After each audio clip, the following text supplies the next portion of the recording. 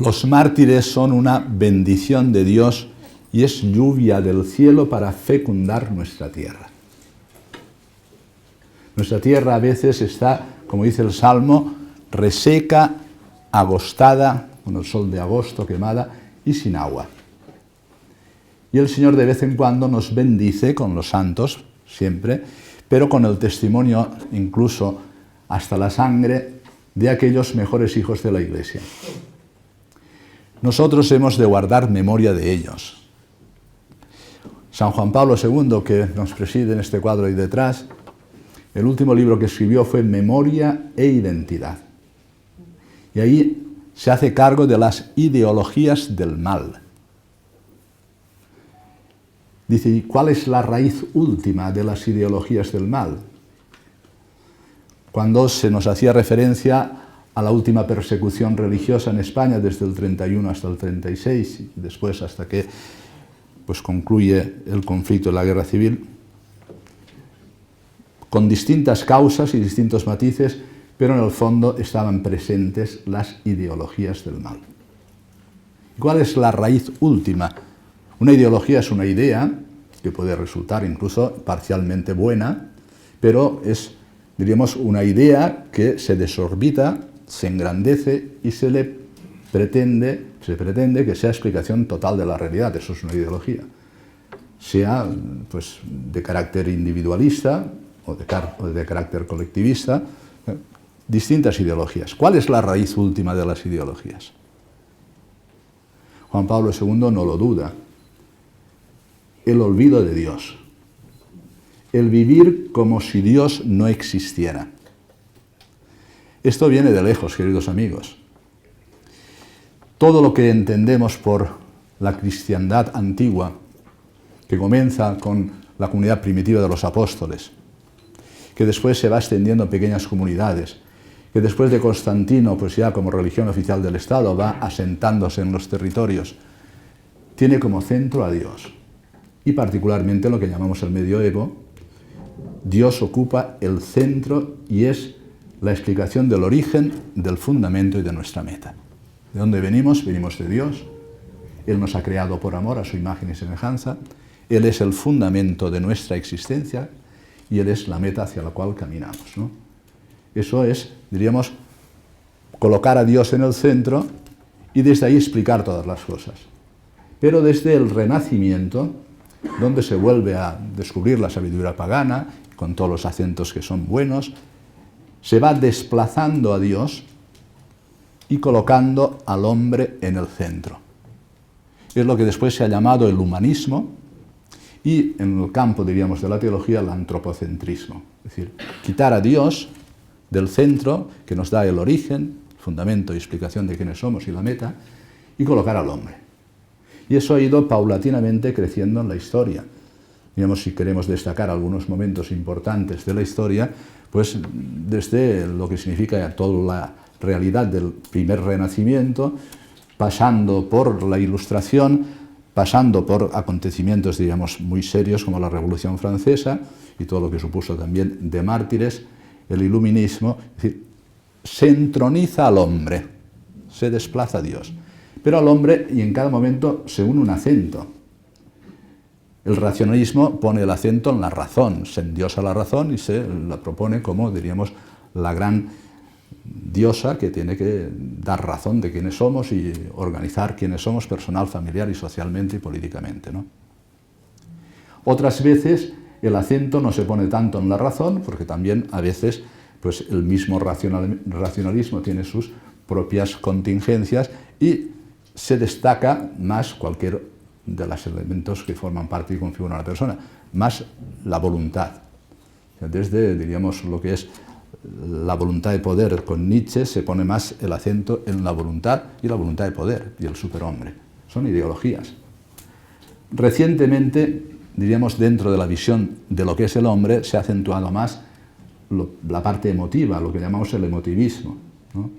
Esto lo estudió mucho el Instituto Juan Pablo II, es decir, el hombre, la mujer que se dejan llevar por las emociones, que son fácilmente manipulables, pero diríamos que forman otra manera de entrar dentro de una ideología, bien sea desde el racionalismo, que después tiene sistemas que tienen de carácter individualista liberal, o bien colectivista marxista, o bien, diríamos, lo que ha venido a llamarse en la posmodernidad el acento más de lo emotivo y después la ausencia de las grandes explicaciones, pero donde se han colado también otras dimensiones, el cientifismo, etcétera, etcétera, la tecnología. En definitiva, se trata de que Dios sea desplazado, coloquemos al hombre en el centro. ¿Y ahora dónde estamos? Porque claro, a mí, cuando me llega, yo no sabía exactamente qué era la invitación. Cuando me dijeron, le han pedido una conferencia, yo pensaba aquí que venía a hablar sobre la familia, que es lo normal que me suelen pedir. Pero dice, no, tiene que hablar sobre los mártires. Bueno, pues vamos a ver qué pasa. Pero he visto un poquito que enraizado lo que pretende, y es hacer presente la dimensión, diríamos, pública, social, también en el ámbito de la política, de lo que significa el hecho cristiano en el seno de la Iglesia Católica. Por eso me interesa ahora al principio decir, ¿y ahora dónde estamos? Porque en ese libro que he citado al principio, Memoria e Identidad, el Papa hace revisión desde su propia infancia y todo lo que ha supuesto. Dice, yo he vivido bajo los totalitarismos. El totalitarismo nacionalsocialista, el comunismo, es decir, y acaba diciendo, pero ahora estamos dentro de una ideología del mal, dice él, celada y más insidiosa. O sea, como oculta y más insidiosa. Más insidiosa se refiere él a lo que desde siempre, pues las ideologías, bien acabando en los totalitarismos o no, vienen a hacer lo que el profeta dice, hay de aquellos que llaman al mal bien. Y ahora estamos precisamente en un momento de confusión tan grande que es difícil abrirnos camino en esta selva de lo que es nuestra cultura en estos momentos, donde las personas sienten una impotencia para distinguir entre el bien y el mal. Benedicto XVI en su momento, cuando hacía referencia a Caritas in Veritate, dijo que hoy la cuestión social, más allá de lo que ha sido en otros momentos, la cuestión social es, diríamos, aquello más importante que ocurre en una sociedad en un momento determinado de la historia. Pues cuando León XIII escribe la Rerum Novarum, pues es la primera reacción ante el primer movimiento industrial, y entonces el tema del proletariado es la primera encíclica, diríamos, de carácter social de León XIII. Hoy la cuestión social, cuando escribía Benedicto XVI Caritas in Veritate, ¿cuál es? Y dice, hoy es la cuestión social la crisis de la antropología. O sea, no solo hemos desplazado a Dios, hemos puesto al hombre, hemos exaltado la razón, hemos exaltado la voluntad, la libertad, los sentimientos. Es decir, hoy hay una crisis muy seria de lo que es la propia identidad, memoria e identidad, de lo que es la persona humana. Y esa crisis es seria, porque ya no solo está promoviendo una desvinculación de todo lo que es permanente en las personas, pues yo no sé, lo que significa la crisis de Dios y la crisis de la verdad, el desengancharse de la libertad de la verdad, que ha promovido pues la desvinculación de la persona con su propio cuerpo, de la persona con la familia, de la persona con la tradición, de la persona con Dios, con la religión, de la persona con la patria. Es decir, todo eso son lo que llamamos aspectos de la cultura de la desvinculación o de la separación. Separación espíritu-cuerpo, separación incluso de lo que es, diríamos, más importante, que es el primer seno donde somos acogidos, que es el matrimonio y la familia. Todo eso está ahora mismo en una situación de oscuridad, diríamos, de penumbra, en que el hombre no sabe responderse quién soy. ¿Qué necesitamos en estos momentos? Es decir, claro, la respuesta que da Benedicto XVI, al final de la Caritas in Veritate, dice, un humanismo sin Dios es un humanismo inhumano, y por tanto la vuelta a Dios, y por tanto la vuelta a la evangelización. ¿Pero qué nos está pasando en España? Porque todo esto lo sabemos, lo hemos escuchado muchísimas veces. Sabemos que vivimos en una sociedad desvinculada en todos los campos, que vivimos en una situación en que el hombre no se sabe entender a sí mismo, que está atrapado por tantas y tantas ideologías y adicciones, y que cada vez pues, se sostiene menos. Y se ha promovido un reductivismo antropológico, más allá del dualismo cuerpo-espíritu, que llamamos el individualismo. Una persona se considera a sí mismo un individuo. Eso no hace justicia a la realidad. La persona nunca es un individuo solo. La persona es algo que ha recibido, es un don, la vida se nos ha dado, y siempre es un don que se explicita en la vinculación en una relación. La relación fundante, es decir, Dios que nos ha dado la vida, nuestros padres, nuestros hermanos si los tenemos, la tradición, es decir, donde vivimos. O sea, diríamos que es un reductivismo antropológico pensar a la persona como simple individuo. Pero esto es lo hegemónico en estos momentos de la cultura. Claro, un individuo es fácilmente manipulable y es fácilmente destruido. Entonces, pues, claro, yo cuando digo esto, algunas personas que me escuchan más veces, porque digo aquí algunas claras, conocidas, me saben al repetirlo, pero es que el individualismo en España al final significa que hay 6 millones de hogares en España donde vive una persona sola. O sea, para darle contenido a la expresión, ¿no? Y eso va a más. Hoy la noticia que habéis conocido es que este año 2022 es el año de toda la historia en que hay datos donde menos españoles han nacido, de toda la historia. Y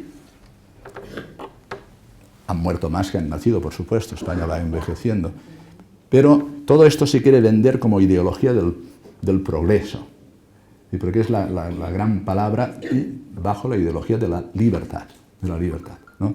Bueno, pues entonces, por no extenderme más poniendo color a lo que es la situación actual conocida por todos, y cada día pues, nos vemos más asombrados por lo que escuchamos en los medios de comunicación, por las leyes que se promueven en España, por el ambiente que se está creando, especialmente la gran preocupación sobre los niños, adolescentes, las leyes escolares, lo que significa el ámbito propio de la educación en España.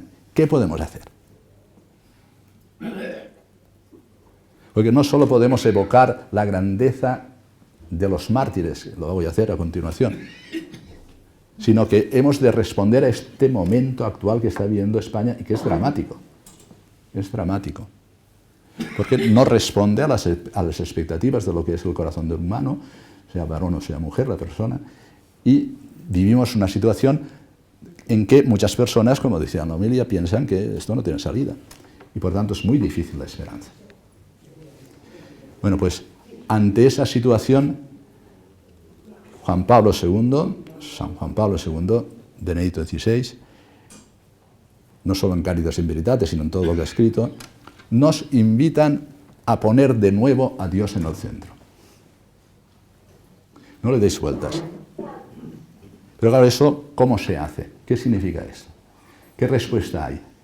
Porque los mártires del 31 al 36 no son improvisados.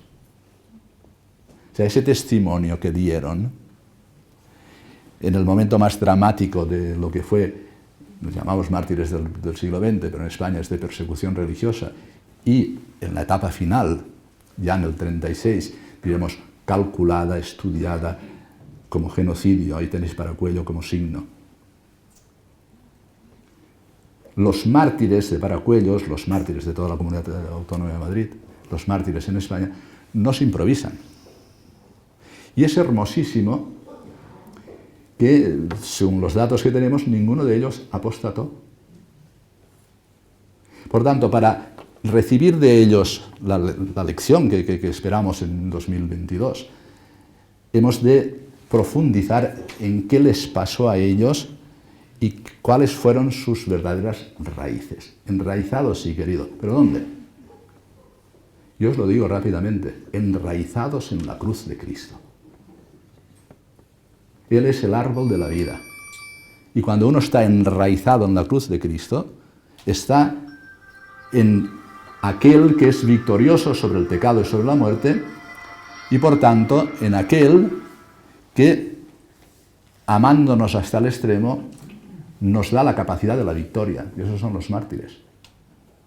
Es impresionante. Es decir, yo he tenido la gracia de, cuando estaba en Segorbe, el obispo de Segorbe Castellón se llama la diócesis, vino de Canarias y fue a Segorbe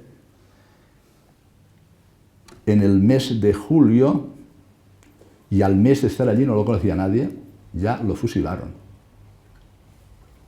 Bueno, aquello a mí me conmovió tanto que promoví la causa inmediatamente de los mártires de la diócesis de Segorbe. Lo mismo en Murcia, en la diócesis de Cartagena en España, y lo mismo aquí en Madrid cuando llega a Alcalá de Henares. Porque esta situación es de vida o muerte, hacedme caso. No es más o menos. Es verdad que tenemos más medios de la ciencia y la tecnología nos han dado más medios para poder vivir y para poder tener mejores casas y para tener mejores medios y la medicina pues avanza, etcétera, etcétera, ¿no? Pero la calidad moral de lo que se vive hoy en España es de decadencia. Lo que observa uno en los muchachos atrapados a los móviles, en los adolescentes, en los jóvenes, en esa decadencia de no descubrir la vocación al amor y no desear casarse, en lo que significa la realidad, que en España es de contraste, porque hay familias numerosas, muy numerosas, y familias que no tienen hijos.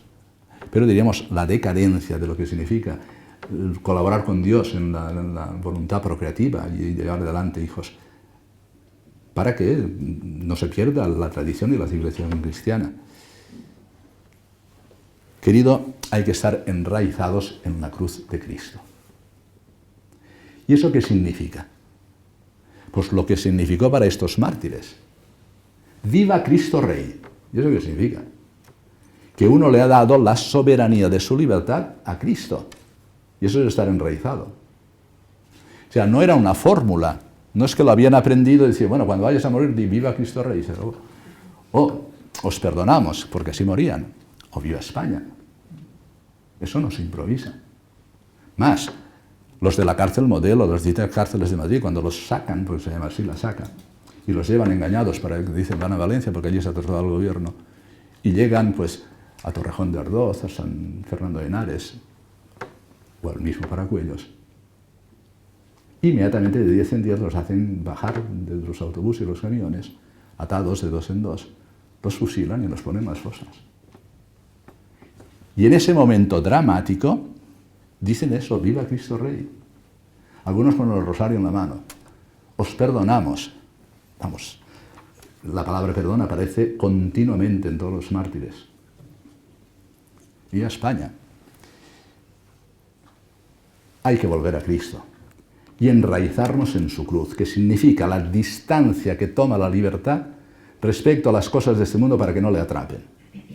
Cuando uno vive en la verdad, no la verdad simplemente intelectual de quien descubre pues, la explicación de lo que es la madera, lo que es una mesa, lo que es el agua, lo que es una botella, todo eso es importante, el conocimiento humano, pero la verdad que responde a quién soy.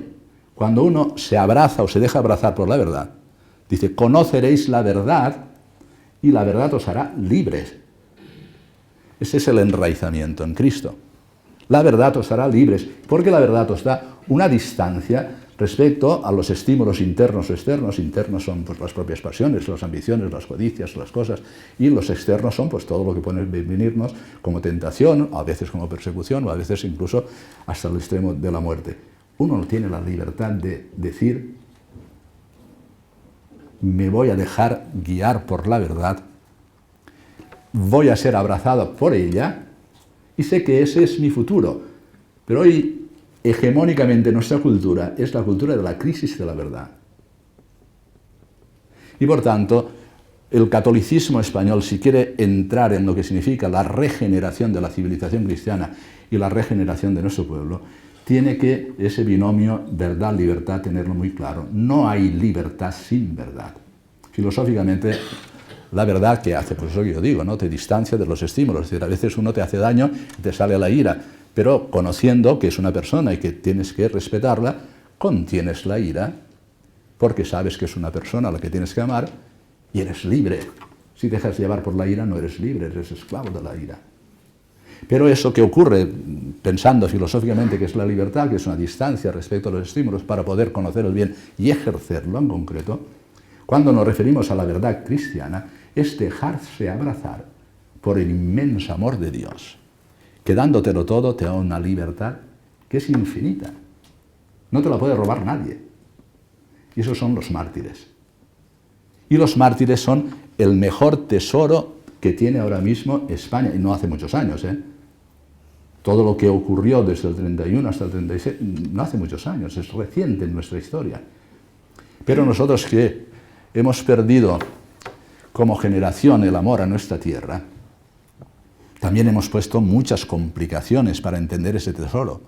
tal manera que siempre se mira con sospecha, se mira con, diríamos, con cierto desprecio, diciendo, es como si estos quisieran reivindicar. No queremos reivindicar nada. Lo que no queremos es que se nos robe el patrimonio espiritual, el más grande. Uno puede perder su negocio, puede perder su casa, puede perder la salud. Ah, pero si te roban el alma, querido amigo, sí que lo has perdido todo. Si te roban el alma, ¿quién eres? Por tanto, el patrimonio espiritual es el bien más alto. Y uno, por el patrimonio espiritual, puede estar dispuesto a perder sus bienes, a perder su salud, a perder incluso su vida. Esos son los mártires. Pero insisto, no fueron improvisados, supieron responder. Hay que ver lo que dentro de las cárceles sucedía entre ellos, lo que escribían. Hay que ver el testimonio entre ellos acompañándose unos a otros.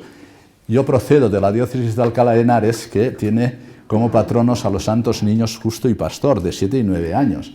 Pues hay que ver lo que cuenta San Isidoro cuando se animan el uno al otro. No temas, Justo, no temas, Pastor. Vamos a Graciano, vamos a presentar. No los cogieron, se presentaron ellos, ¿lo sabíais? Estaban en la escuela y cuando llegó el emisor del decreto de, en este caso del emperador, que decía que se prohibía el culto cristiano y la vida cristiana, los niños de 7 y 9 años se escaparon de la escuela y se fueron a presentarse delante de Graciano para decir, nosotros somos cristianos. ¿Y por qué? Porque nos lo han enseñado así nuestros padres. Para regenerar España necesitamos la regeneración espiritual de enraizarse personalmente en la vida cristiana de la gracia en Cristo, y eso es la Eucaristía. Y necesitamos revitalizar la familia cristiana. Sin familias cristianas, las sociedades decaen. Decaen en lo que es la vida moral y lo que es salvar lo propio y específico de la persona humana. Si somos imagen de Dios, pues lo más importante en nosotros es asemejarnos a Él. Somos imagen y semejanza de Dios. ¿El hombre quién es? Pues Jesucristo. Asemejarnos a Jesucristo es todo el proyecto de la iniciación cristiana para que uno sea regenerado en las aguas bautismales, en la confirmación, la Eucaristía, en el ámbito de la comunidad. Hoy España necesita regeneración personal y familiar para construir y edificar, por la gracia de Dios, como los primeros cristianos, comunidades de rostro humano, donde nos conozcamos, donde nos amemos, donde nos cuidemos en la fe, donde nos cuidemos en las cosas elementales de nuestra vida, para poquito a poco ir creciendo, como nos pedía Jesús, como levadura que fermenta la masa, o como la luz que disipa las tinieblas. No es la nuestra, es la luz de Jesucristo. Sin esto España no tiene regeneración. Pero estos mártires, he puesto el acento en Paracuellos, porque está en la diócesis de Alcalá de Henares, y durante 13 años he intentado cultivar aquello para que más allá del ámbito político de la discusión sea un lugar precioso de peregrinación, porque allí tenemos el tesoro que yo he llamado la Catedral de los Mártires. Hay 150 beatificados. Hay un tesoro más grande en España. Ellos venían de familias católicas. Eran niños, eran mujeres, eran hombres, eran religiosos, eran sacerdotes. Y todos vivían enraizados en Cristo, pero con la transmisión de la fe en la familia. Entonces había familias que eran, diríamos, generosas en el don de la vida y eran más amplias que las que ahora conocemos, que son familias nucleares y a veces sin hijos, ¿no? No me refiero a los que no pueden tener hijos, esos son fecundos espiritualmente con la fecundidad que Dios les da.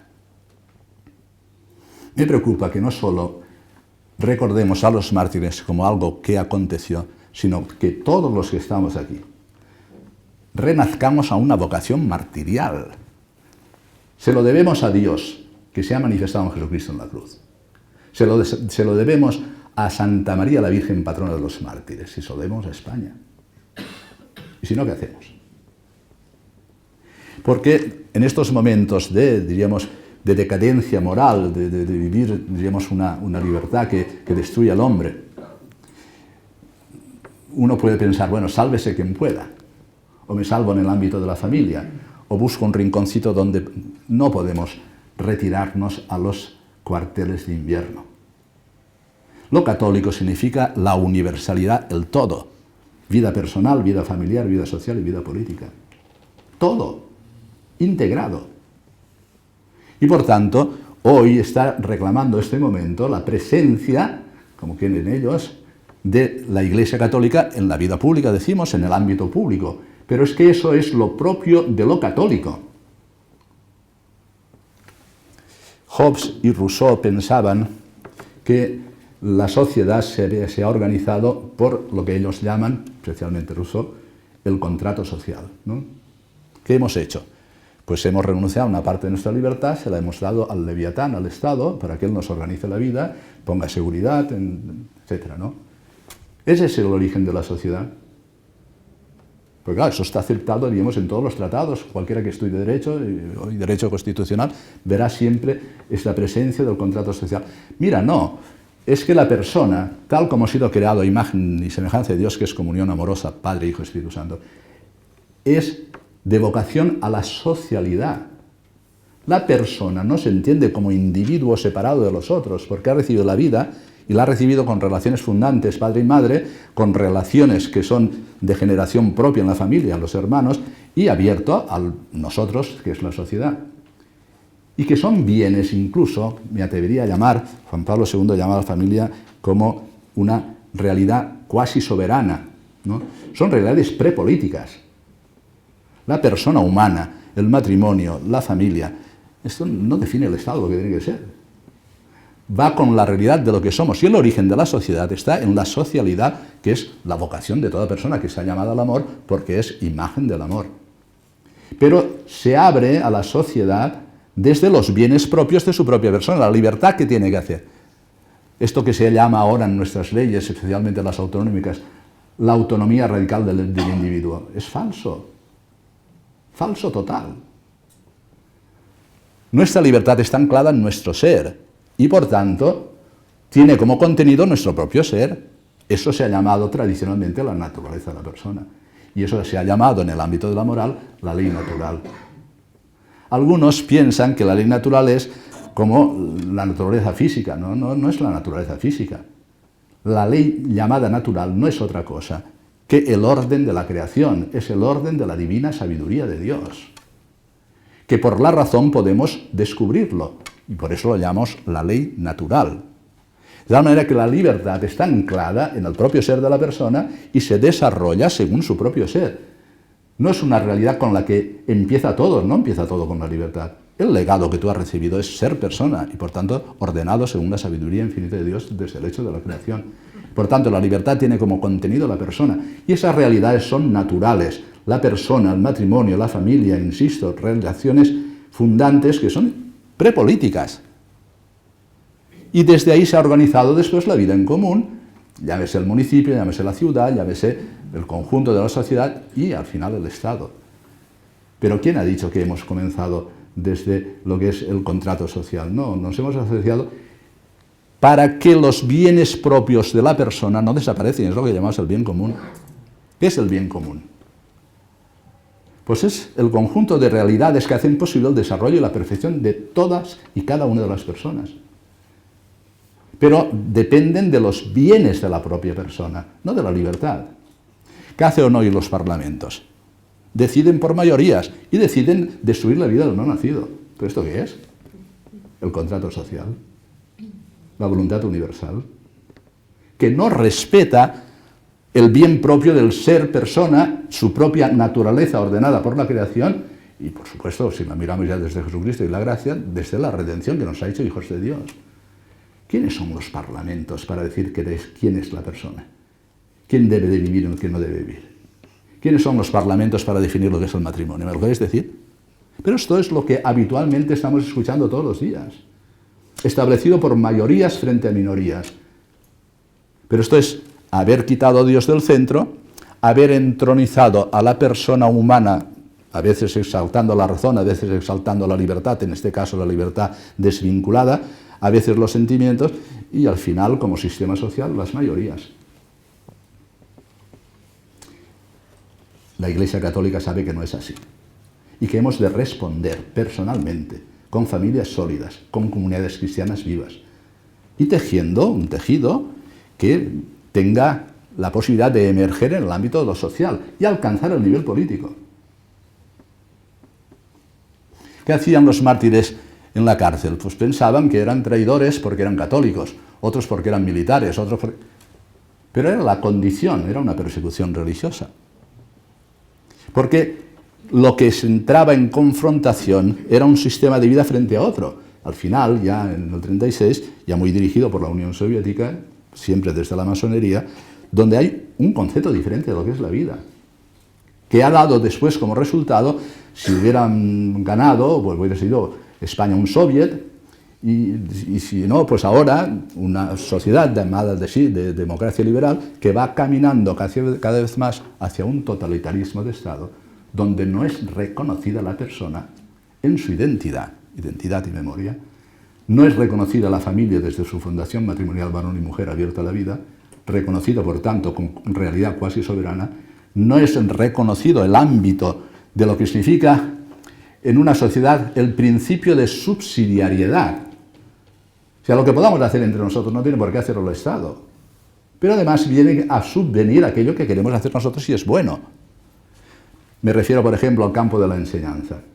¿Qué pretende el gobierno de la República? Inmediatamente acabar con la enseñanza de la religión y hacer escuelas laicas que sean totalmente contrarias al pensamiento cristiano. Y así todos. ¿Pero por qué? Porque son sistemas de pensamiento contrarios, que acaban siendo totalitarios, ideologías totalitarias, a lo que es el pensamiento católico, que reconoce la persona vinculada, como os he dicho, a su matrimonio, su familia, su ámbito propio de tradición. Ahora, España, queridos amigos, es una realidad muy singular. Es que España, donde ha estado, hay catolicismo. Mirad el mapa mundi y veréis que donde ha puesto el pie España, hay catolicismo. Y ahora mismo hay un desprestigio de toda la obra de España, pero porque hay una aversión al principio básico de lo que significa el orden que se establece desde la creación y que cuando es un orden referido a nosotros y a la sociedad, es lo que llamamos la doctrina social de la Iglesia, que es la que se llevó a los pueblos hermanos de América, se llevó a Filipinas, de allí donde estaba España. Todo esto ha sido desmontado pieza a pieza. Y ahora lo que necesitamos es más relevancia del catolicismo personal, familiar, social y político, es decir, más presencia de la moral social por parte de aquellos católicos, que podemos ser minoría, pero con voluntad de mayoría, y no por imposición, sino porque el Señor nos ha agraciado con el don de la verdad.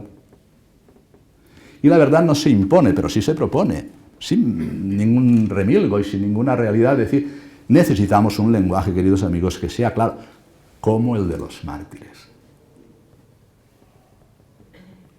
O sea, si ellos dicen viva Cristo Rey y les han dado su soberanía, la soberanía de su libertad se la han dado Dios, quieren que el reino de Dios viva en ellos. Y nosotros igual. Porque ese es nuestro progreso, esto es nuestro futuro, esta es la razón de nuestra esperanza. Yo he venido aquí respondiendo a la invitación para exaltar. Porque claro, ¿qué son los mártires? Yo os invitaría a todos a leer el tercer capítulo de la Veritatis Splendor, el esplendor de la verdad del Papa San Juan Pablo II. Dice Benedicto XVI, en un momento en que presenta la carta Veritatis Splendor, dice que el capítulo tercero, que tiene como título No desvirtuar la cruz de Cristo, dice Benedicto XVI, lo podéis leer, que es el texto magisterial más importante en los últimos 100 años. No desvirtuar la cruz de Cristo, tercer capítulo de la Veritatis, carta encíclica de San Juan Pablo II, no desvirtuar. Y es ahí donde habla del martirio. Porque el martirio, ¿qué significa al final? El testimonio de la verdad, hasta el derramamiento de la sangre. ¿Y eso qué significa? La exaltación máxima de la dignidad humana y de la conciencia moral bien formada. El martirio lo que pone en evidencia es la grandeza del hombre. Tú me quitarás la vida, pero no dejarás que esté abrazado y enraizado en la cruz de Cristo y abrazado a la verdad. Quítamela. Pero no voy a renunciar a la verdad, porque es una verdad que me salva, no es una verdad intelectual simplemente, que me da conocimiento de la realidad, que eso es importante, sino una verdad salvífica. La libertad o está engarzada y enraizada en la verdad, o va a la deriva. ¿Queréis decirme qué es la libertad cuando no sigue la verdad? Pues son las emociones, son los instintos, son las pasiones que te llevan a donde no quisieras ir nunca y te destruyen. Por tanto, una realidad como la cruz de Cristo, no desvirtuar la cruz de Cristo, hasta el extremo del martirio significa la dignidad altísima, el patrimonio más alto de humanidad, es el martirio. El patrimonio más alto de humanidad. Entonces entendemos bien lo que es el hombre, varón y mujer, que se deja quitar la vida porque sabe que su naturaleza humana, su ser hijo de Dios por el bautismo, es una realidad personal trascendente. Y esa trascendencia que le lleva más allá de lo que nosotros vemos, y que es el horizonte de la vida eterna y del cielo, es el espacio donde se hace posible la verdadera libertad. ¿Quiénes son los mártires?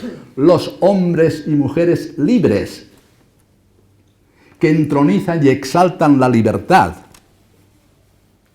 Hoy la libertad es una palabra banal, no sirve para nada, es decir, es confundida totalmente.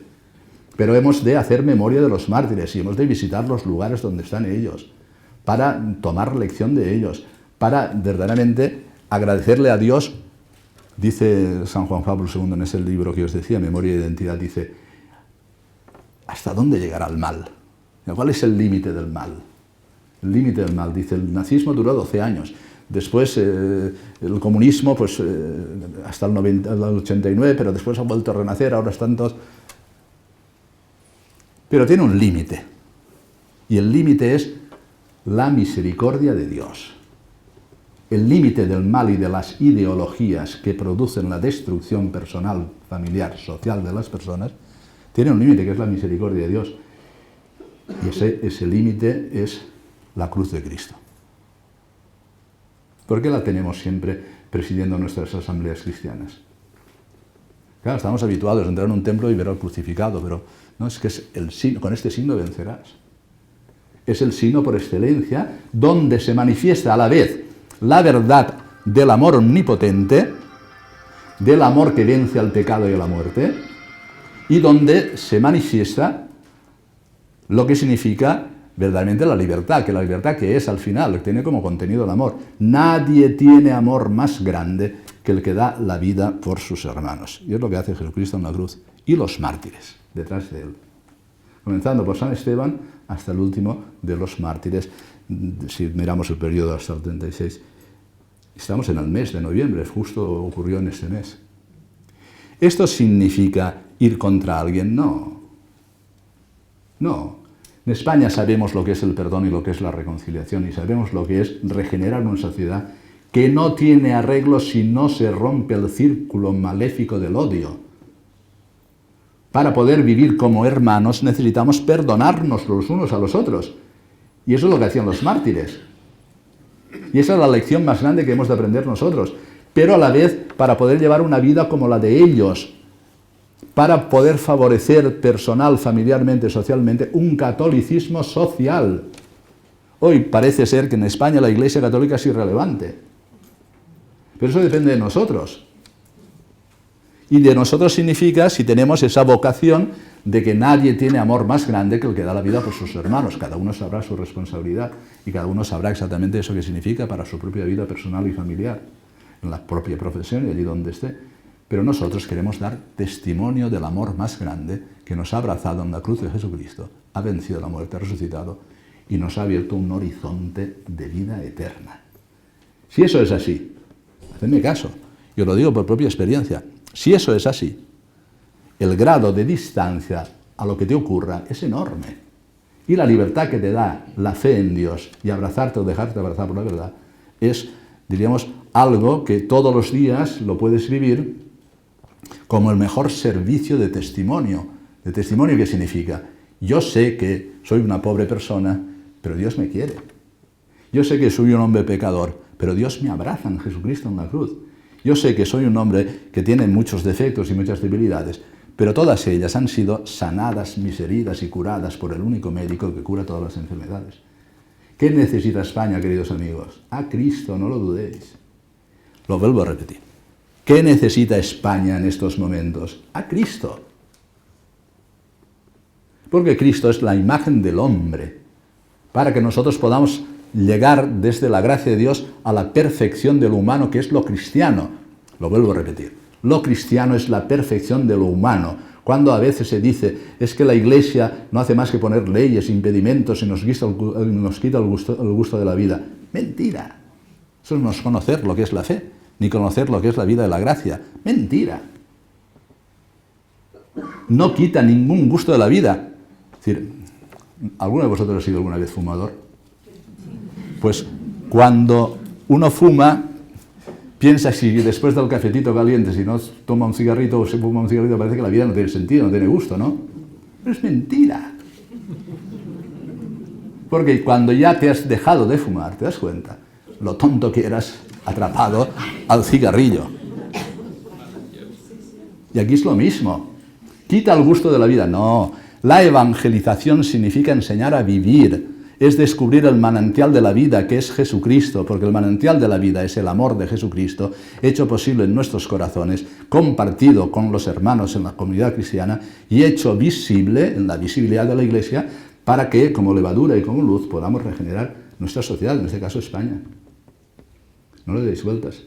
Hoy el silencio de los católicos no lo podemos entender, no puede ser. Y no se trata de estar vociferando continuamente. Los primeros cristianos que hacían, el domingo no era fiesta, lo sabéis. Y ellos se reunían de buena mañana para celebrar el agape cristiano y después iban a trabajar los que tenían trabajo.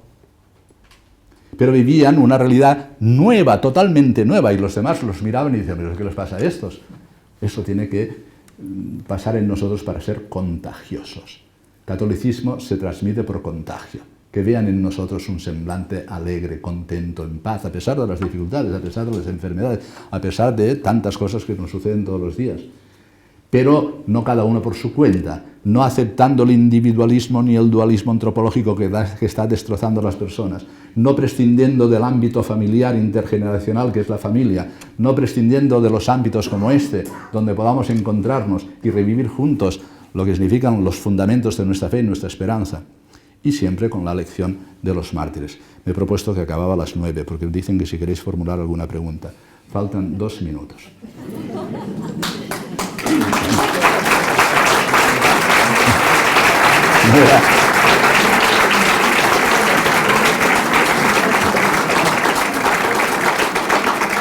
No era para reclamar una pausa, sino era para deciros que sin el martirio del testimonio de la verdad hasta la sangre, el hombre desaparece. O sea, el martirio, el testimonio hasta la sangre es la grandeza del hombre, es la grandeza de la sociedad. Y Dios lo permite en su misericordia para darnos un aliento a aquellos que vivimos situaciones límite, como las que estamos viviendo ahora en España, para que viéndole a ellos se reavive nuestra esperanza. Siempre que me presentan dicen todos lo que ha dicho usted, ¿no? Dice, hombre, ha sido valiente, ha sido perseguido y tal. Las persecuciones son caricias de Dios. No le deis vueltas. ¿Por qué son caricias de Dios? Porque son la realidad que te pone ante la decisión de seguir a Jesucristo o no seguirle, de abrazarte a la cruz o no abrazarle, y adquirir por las humillaciones la única virtud que abre con su llave todas las demás, que es la humildad. ¿O cómo te vas a hacer humilde? Porque decides tú de ser humilde y mañana ya lo eres. No, uno se hace humilde cuando es humillado y es postrado en el suelo. Y eso es una caricia del cielo. Para que tú, reconociéndote que sin Dios no eres nada, te abraces a Él y te dejes abrazar por Él. Y eso, insisto, y con esto acabo, es lo que hicieron nuestros mártires. La última etapa, lo sabéis bien, porque habéis leído muchas cosas sobre lo que fue la persecución religiosa en España, es verdaderamente dramática. Es verdaderamente dramática, es un genocidio. Y todavía estamos a tiempo de revalorizarlo y de ponerlo, diríamos, como un gran ejemplo de lo que en España puede regenerar pues, a tantos y tantos cristianos seguidores de Cristo en el ámbito de la Iglesia Católica. Muchísimas gracias.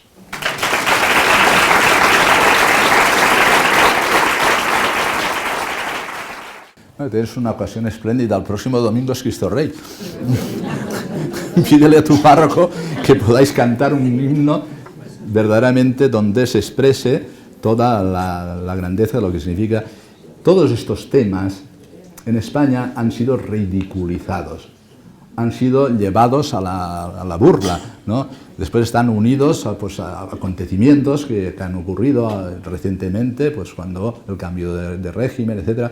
Y entonces tú vas a México y eso no es así. Es decir, esto no es así. Es decir, uno tiene que saber bien cuando dice Cristo Rey qué está diciendo, ¿no? Es decir, lo llamamos Rey del Universo, lo llamamos, ¿no? La fiesta es esta, Cristo Rey del Universo. El reino de Dios, lo dice el prefacio, es el reino de paz, de amor, de justicia, de amor, etc., ¿no? Entonces, es el reino de la libertad. Y no hay que tener miedo de hablar con este lenguaje y saber revalorizarlo y también testimoniarlo, es decir, que haya una manera en que tú entiendas que de verdad quien está rigiendo tu vida y tu libertad es Cristo. Pero eso es epocal, es decir, esto en un momento determinado todo el mundo en España hablaba así. Después del cambio de régimen nadie se atrevió a hablar así, y esto pues es el péndulo de la historia. Es como, es decir, todo el mundo hemos conocido y hemos aprendido en la escuela de niños la grandeza de la gesta de España en lo que significa los pueblos hermanos de Hispanoamérica, todo lo que significa la obra de España en la evangelización hasta Filipinas, etc. Y ahora parece que seamos nosotros los peores del mundo. Pues no es verdad tampoco, y es cuestión de, vamos, desde Alcalá de Henares, Cisneros mandó lo mejor de España para la evangelización de los pueblos. Claro, y eso lo debemos de conocer y lo debemos de poner en valor, para que entendamos que España se ha desangrado por llevar la fe y la cultura. Las primeras universidades no fueron las de América del Norte, que fueron muy tardías, fueron las españolas. Bueno, adelante, viva España, ¿no?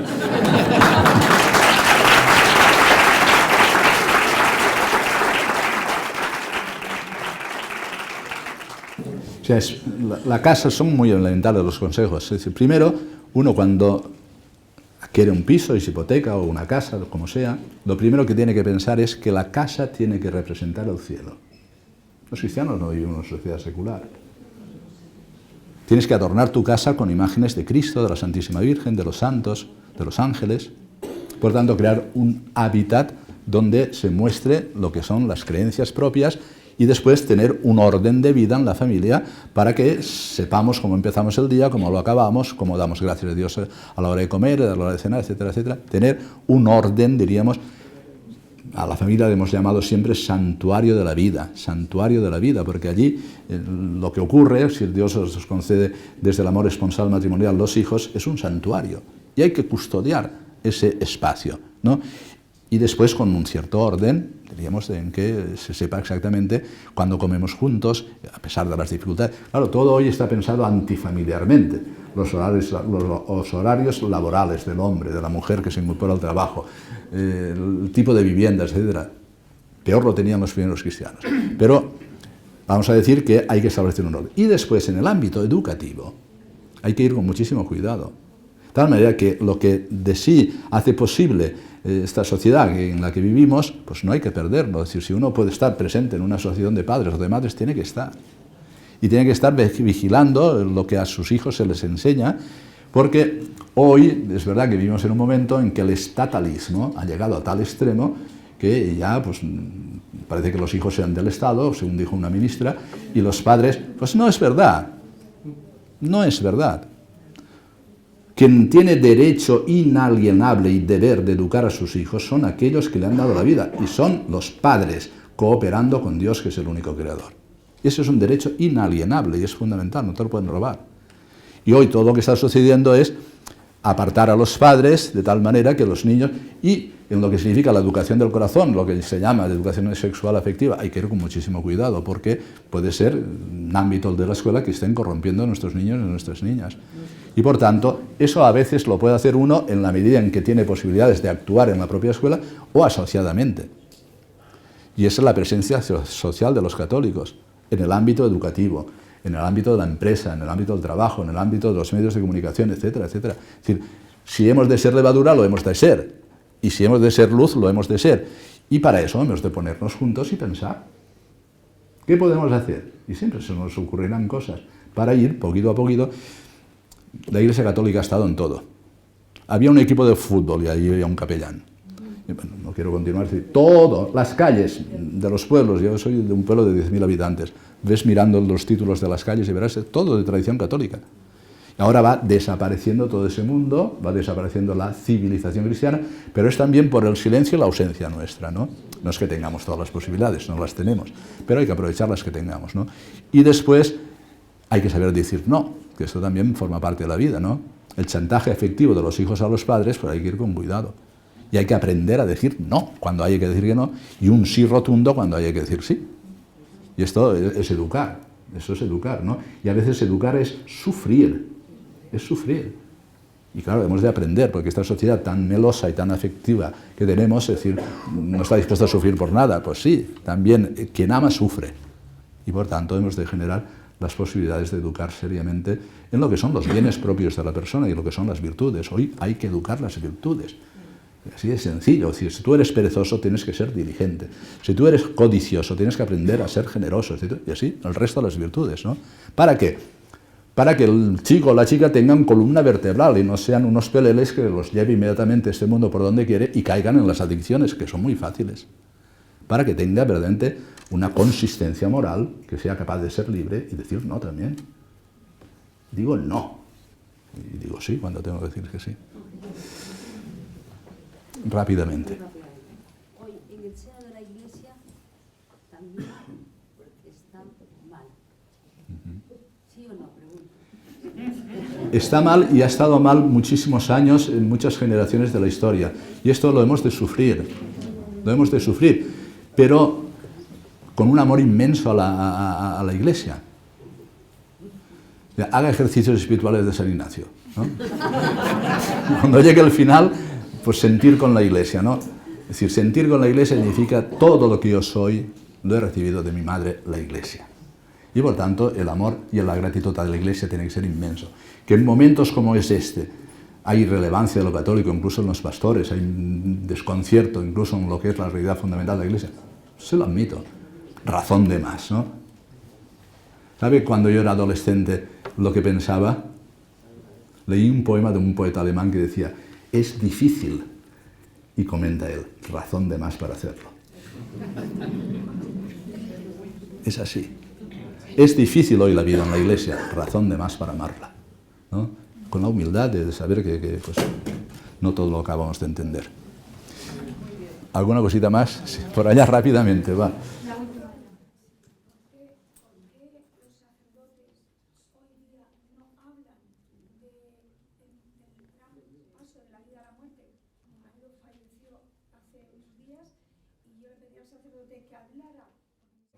Bueno, pues lo que tenemos por parte de la Iglesia para ordenar la predicación y la enseñanza, los sacerdotes y los obispos, es el Catecismo de la Iglesia Católica, que ahora mismo cumple 30 años de su promulgación.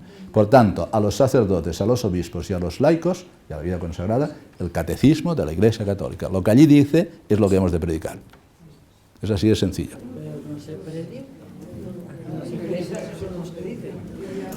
Pero allí está don Manuel, que sabe más de estas cosas y que os lo explicará. Muy bien. Hemos pasado un confinamiento y probablemente después pasaremos otro, seguramente. Si no es de un estilo, es de otro. ¿Qué postura como cristianos debemos de tomar? A mí me escandalizó el confinamiento. Mi secretario, que está ahí, sabe que cuando había peste o había pandemias en Alcalá de Henares, murieron varios sacerdotes porque asistían a los fieles y al final acababan apestados y murieron. Y es lo que yo me propuse cuando vino el confinamiento. ¿Pero esto qué es? O sea, la Iglesia tiene que estar no escondida y sin dejar a los fieles poder adquirir los auxilios divinos. Tiene que estar en primera línea. Y los templos todos abiertos.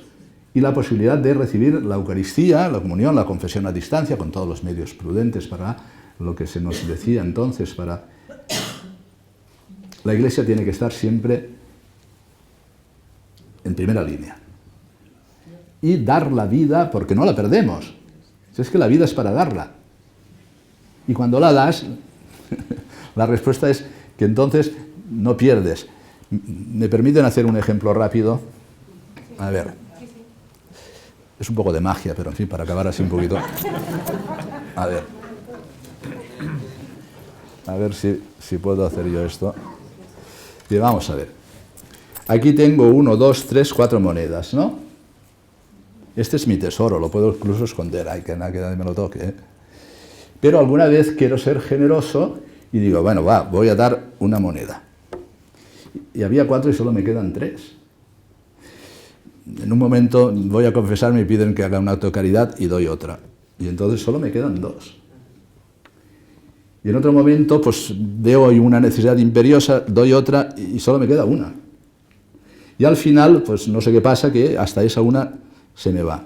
Eso es la realidad material. Los bienes materiales son como estos, ¿no? 4 moneditas que tú, si vas perdiéndolas, pues al final te quedas sin nada, ¿no? Lo pierdes todo. Pero la realidad espiritual es al revés. La lógica del espíritu no funciona como la realidad material. Tú das y cada vez recibes más y eres más. Porque la lógica del espíritu es darse y perderse, y esa es la lógica del Evangelio. Quien se busque a sí mismo, quien se ame a sí mismo, se perderá. Quien se entregue y pierda su vida por la causa del Evangelio, la encontrará. Y es lo que necesitamos descubrir, la lógica del Evangelio. Solo lo podía enseñar Jesús. El único que sabe que yo voluntariamente doy la vida y la voy a ganar. Y siguiéndole a Él como una estela, vamos detrás nosotros. La lógica del Espíritu es la lógica del don, es la lógica para darnos. Y en la medida en que nos damos, en la pandemia, en el confinamiento, en lo que suceda, aunque perdamos la vida, la ganamos. Y vamos, así he entendido yo siempre la vida de la Iglesia. Y así, cuando leíamos la vida de los santos y la vida de cuando venían momentos de peste o momentos dramáticos en la vida de las personas, pues tantos perdieron la vida, tantos santos que conocemos, ¿no? Porque se acercaron a los leprosos, porque se acercaron a los que estaban con el cólera o los que estaban... Y la Iglesia los tiene como santos.